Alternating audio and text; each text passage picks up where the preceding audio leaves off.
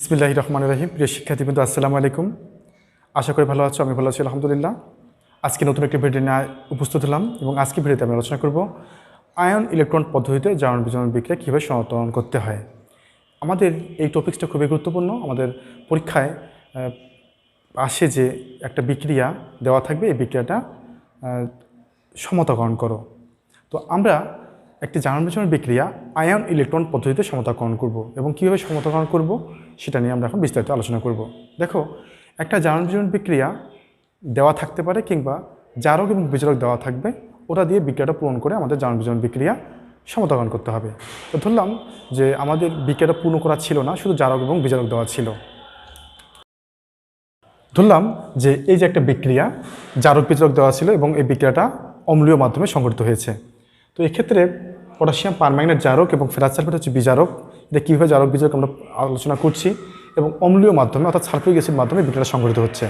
তো সবার প্রথমে আমাদের এই বিক্রিয়াটা একটু কী করতে হবে, পূরণ করবো, শিখতে হবে। তো আমরা বিক্রিয়াটা এভাবে পূরণ করব। দেখো, এটা হচ্ছে জারক, এটা হচ্ছে বিজারক, এটা হচ্ছে মাধ্যম। তো আমরা জানি যে এখানে পটাশিয়াম কি ধাতু, পটাশিয়াম হচ্ছে কি ধাতু, এ ধনাত্মক, ম্যাঙ্গানিজ ধাতু, এ ধনাত্মক, আবার অক্সিজেন হচ্ছে একটি অধাতু, এ ঋণাত্মক, এও ধনাত্মক, এ সালফেট হচ্ছে যৌগমূলক ঋণাত্মক, এটা তো মাধ্যম। তো আমরা বিক্রিয়াটা এভাবে পূরণ করতে পারি যে পটাশিয়াম সালফেট, তারপরে কি ম্যাঙ্গানিজ সালফেট, হ্যাঁ, অক্সিজেন ছিল, হাইড্রোজেনের সঙ্গে বিক্রিয়া করে তৈরি করবে পানি, আর এখানে আয়রনের যোজনী ছিল 2 থেকে সে 3-এ যাবে। একটা জারণ বিজারণ বিক্রিয়া যখন আমরা সমতাকরণ করব, তখন মনে রাখবো যে যদি আস যোজনী অর্থাৎ সর্বনিম্ন যোজনী থাকে, তাহলে জারণ বিজারণ বিক্রিয়া সে সর্বোচ্চ যোজনী প্রদর্শন করবে, অর্থাৎ আস যোজনী থাকলে সে ইকে যাবে, সর্বনিম্ন যোজনী থাকলে সে সর্বোচ্চ যোজনী যাবে, আবার সর্বোচ্চ যোজনী থাকলে সে সর্বনিম্ন যোজনীতে যাবে। অর্থাৎ আমরা এভাবে মনে রাখতে পারি যে একটা জারণ বিজারণ বিক্রিয়ায় যদি সর্বনিম্ন যোজনী জারণ সংখ্যা থাকে তাহলে সর্বোচ্চ জারণ সংখ্যা যাবে, আবার সর্বোচ্চ জারণ সংখ্যা যদি দেওয়া থাকে তাহলে সর্বনিম্ন জারণ সংখ্যায় যাবে। তো এক্ষেত্রে পটাশিয়াম এর যোজনী 1 আমরা জানি, গ্রুপ 1 এর মৌল, তাহলে আমরা কী লিখব, পটাশিয়াম সালফেট, তাহলে কি পটাশিয়াম সালফেট। এক্ষেত্রে দেখো সালফেটের যোজনী 2 পটাশিয়ামকে দিবে, পটাশিয়ামের যোজনী 1 সালফেটকে দিবে। ম্যাঙ্গানিজ, তাহলে ম্যাঙ্গানিজ একটা ধনাত্মক মৌল আর সালফেট ঋণাত্মক, তাহলে কি ম্যাঙ্গানিজের যোজনী 2 সালফেটকে দিয়ে দিয়েছে, সালফেটের যোজনী ম্যাঙ্গানিজকে দিয়েছে, উভয়ের যোজনী 2। এবার চলে আসি আমরা অক্সিজেন। দেখো, অক্সিজেন এবং হাইড্রোজেন বিক্রিয়া করে কী তৈরি করবে, পানি, এটা একটা সমযোজী অণু। এবার চলে আসি এখানে আয়রনের যোজনী কত, 2 বোঝা যাচ্ছে 2, কারণ সালফেটের যোজনী 2, তাহলে এর যোজনীও 2, আয়রনের যোজনী 2, তাহলে সে এখানে 3 যোজনীতে যাবে, ফেরিক সালফেট। কেমন, আমাদের বিক্রিয়া বিক্রিয়াটা পূর্ণ করা শেষ। তাহলে আমরা কীভাবে পূর্ণ করব, এভাবে দেওয়া থাকলে আমরা এভাবে পূর্ণ করব।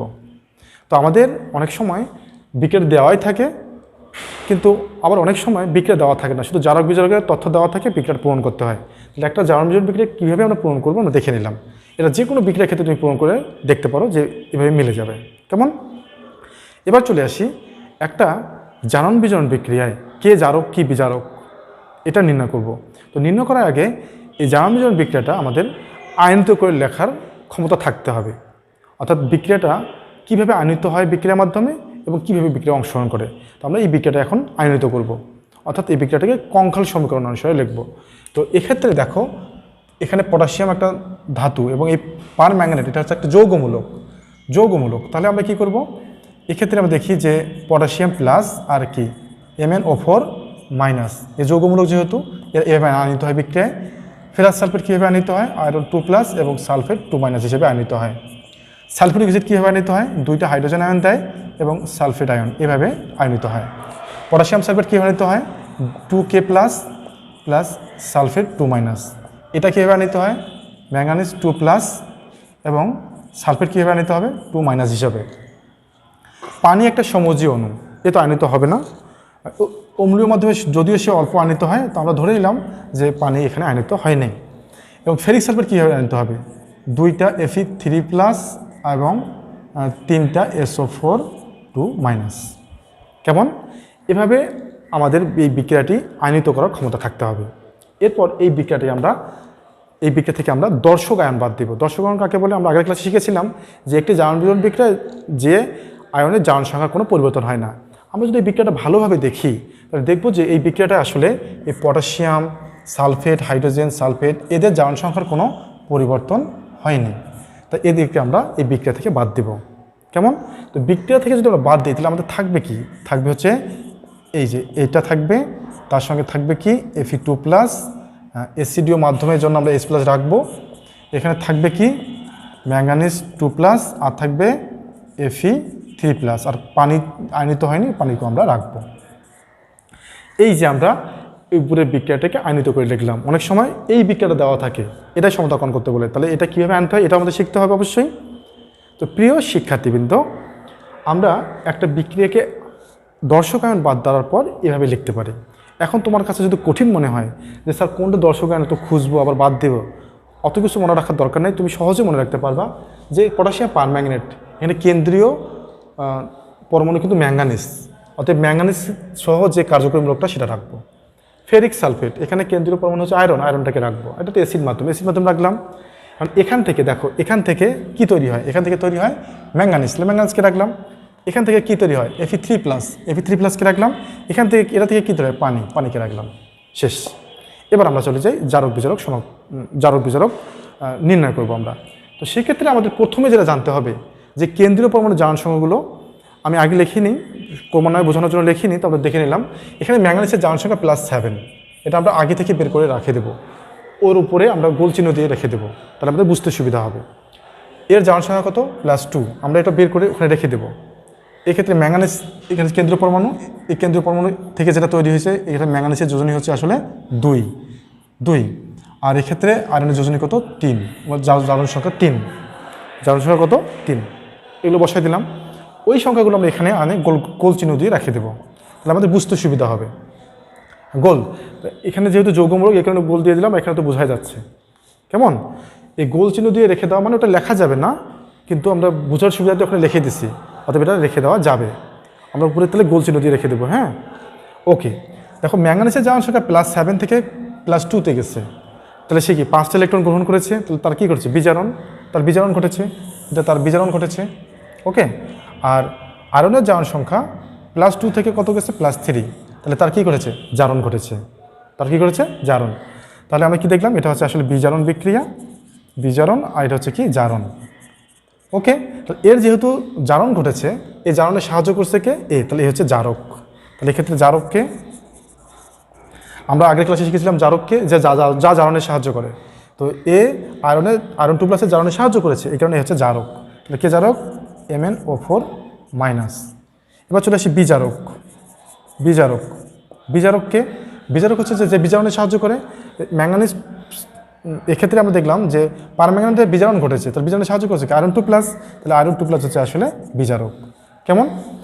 অর্থাৎ আমরা জারক এবং বিজারক এভাবে মনে রাখতে পারি যে যা জারণে সাহায্য করেছে জারক, যা বিজারণে সাহায্য করে তা হচ্ছে বিজারক। অথবা যার জারণ সংখ্যা কি হ্রাস পায় সে হচ্ছে কি? যার জারণ সংখ্যা হ্রাস পায় সে হচ্ছে জারক, আর যার জারণ সংখ্যা বৃদ্ধি পায় সে হচ্ছে আসলে বিজারক। ওকে, আমাদের জারক বিজারক চিহ্নিত করা হয়ে গেল। এবার চলে যাব আমরা কি, একটা বিক্রিয়ায় যদি জারণ ঘটলে বিজারণ ঘটে, তাহলে আগে আমাদের কী ঘটবে? জারণ, তারপর বিজারণ ঘটবে। এবার আমরা যাব জারণ বিজারণ সমতাকরণ করতে গেলে প্রথমে আমাদের কী লিখতে হবে? জারণ অর্ধবিক্রিয়া এবং বিজারণ অর্ধবিক্রিয়া লিখতে হবে। তাহলে আমরা প্রথমে কী লিখব? জারণ অর্ধবিক্রিয়া এবং বিজারণ অর্ধবিক্রিয়া।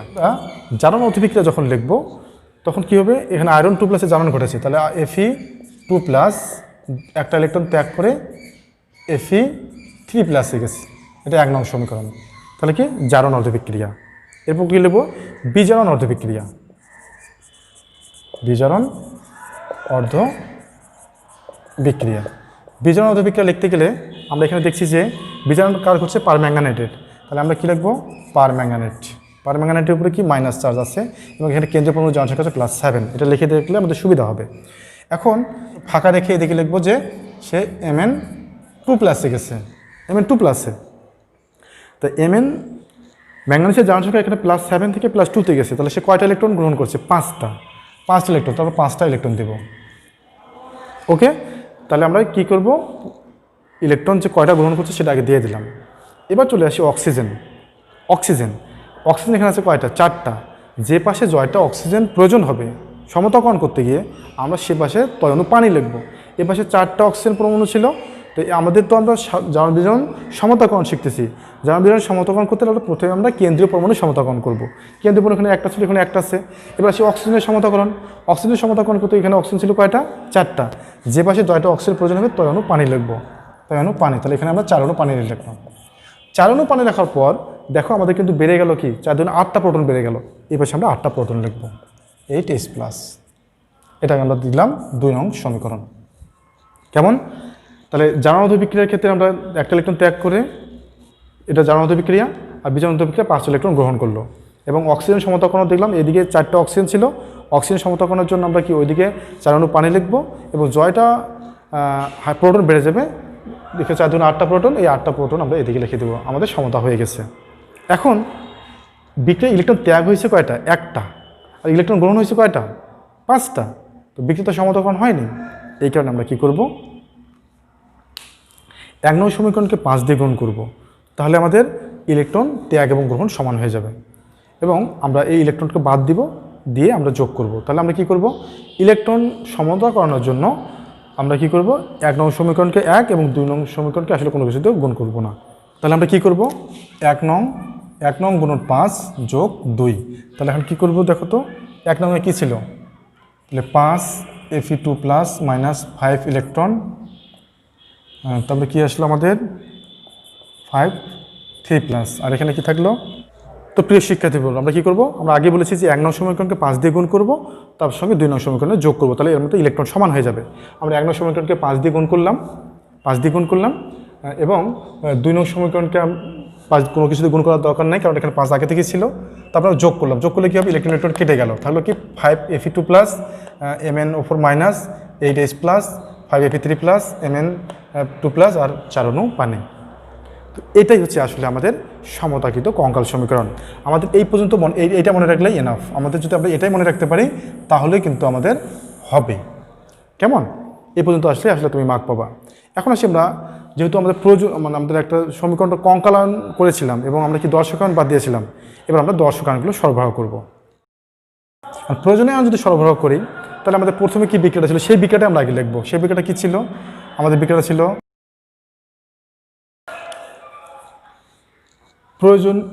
প্রয়োজনীয় আয়ন সরবরাহ করে পাই। সেক্ষেত্রে আমরা কি করব, আমাদের যে প্রথম যে বিক্রিয়াটা ছিল সেই বিক্রিয়াটা আমরা লিখব।